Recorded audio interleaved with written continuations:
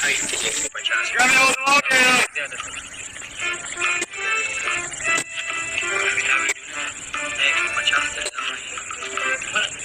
علیکم دی.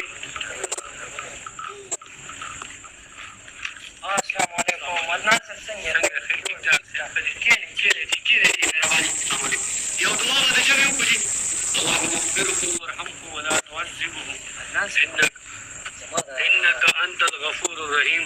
عدنان صاحب زما د اکاونټ زنګ شوی دی.